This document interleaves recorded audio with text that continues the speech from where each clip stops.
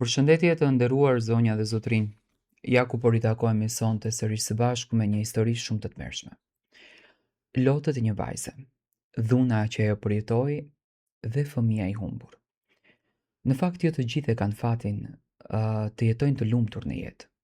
Dhe pikërisht rrëfimi që do ndaj me ju është një rrëfim i trishtueshëm. Një rrëfim që mua më ka mahnitur në momentin kur unë e kam lexuar dhe vendosa që ta ndaj me ju. Nuk e kam treguar kur këtë histori publikisht. Për vite me radhë e kam mbajtur brenda vetes time. Si një plagë që realisht nuk shërohet. Por sot po flas. Sepse ndoshta dikush që po më dëgjon ka nevojë ta dëgjoj këtë rrëfim. Unë kam lindur në një familje të pasur. Jam rritur në një fshat të vogël pranë qytetit të Shkupit. Në një shtëpi të vjetër me muret që dridheshin nga era. Fëmijëria ime nuk ishte si ajo e fëmijëve të tjerë.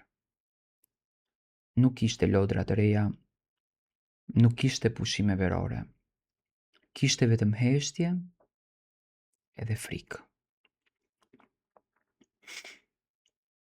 Baba im ishte një njeri shumë i ashpër. Kur pinte, shtëpia kthehej në ferë. Nëna ime qante në heshtje, ndërsa unë mbyllesha në dhomë dhe mbuloja veshët që të mos dëgjoja britmat. Çdo natë lutesha që të rritesha sa më shpejt dhe të largohesha nga i vend. Kur mbusha 17 vjeç, mendova se dashuria do të ishte shpëtimi im. U dashërova marrëzisht. Ai më premtoi botën, më tha se do të më nxirrte nga ajo jetë. Dhe unë e besova. E la shkollën për të, ika nga shtëpia për të. Mendova se po filloja një jetë të re. Por ajo që filloi si ëndër, realisht u kthye në mankth. Ai filloi që të ndryshonte. Nga një djalë i ëmbël, u kthye në një njeri xheloz e shumë kontrollues. Nuk më linte të flisja me askënd. Më kontrollonte telefonin. Më akuzonte për gjëra që unë realisht nuk i kisha bërë. Fillimisht mendova se ishte xhelozi nga dashuria, por ishte fillimi i dhunës psikologjike. Një natë pas një debati të vogël, ai më shtyu. Nuk ishte një shtyerje e fortë, por ishte hera e parë që e kuptova se kisha gabuar. Ai kërkoi falje, qau, më premtoi se nuk do të ndodhte më. Ndodhi, dhe jo vetëm një herë. Vitet kalonin dhe unë humba veten. Nuk njihja më vajzën që ndronte të bëj dikush. U bëra një hije. Frika u bë pjesë e përditshmërisë dhe jetova me shpresën se ai një ditë do të ndryshonte. Por një natë ndryshoi gjithçka. Unë isha shtatzën dhe nuk ja kisha treguar ende. Doja që ta surprizoja. Por atë mbrëmje erdhi i dehur. Debati u përshkallëzua me britma, me thyerje dhe pastaj një goditje që më rrëzoi në tokë. Kur u zgjova në spital, unë isha vetëm. Mjeku më tha se kisha humbur fëmijën. Aty në atë shtrat spitali, ndjeva se diçka brenda meje vdiq për gjithmonë.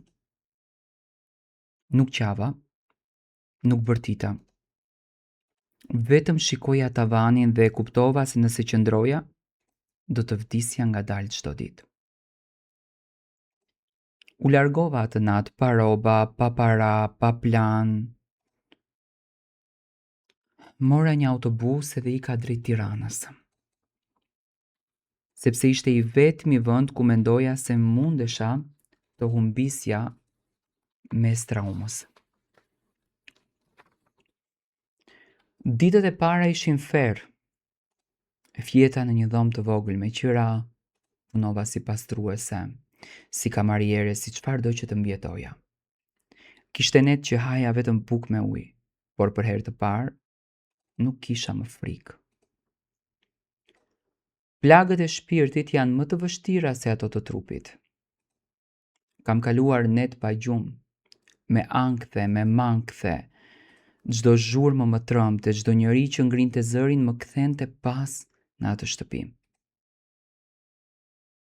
Mendova të dorëzohesha shumë herët.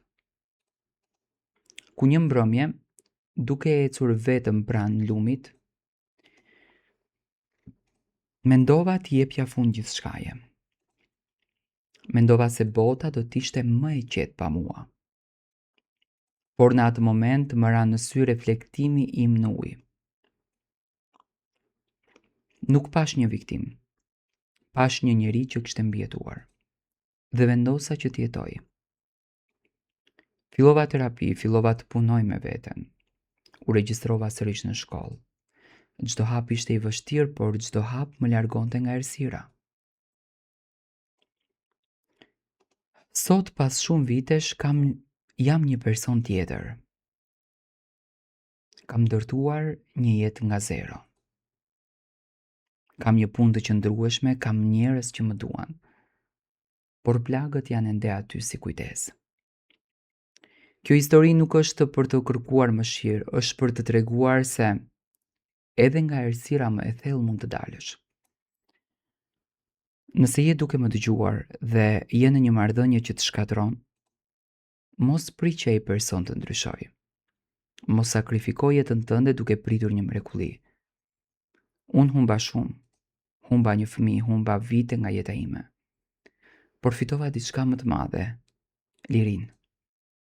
Dhe sot kur shikoj pas, e kuptoj se momenti më i errët i jetës time ishte fillimi i forcës sime.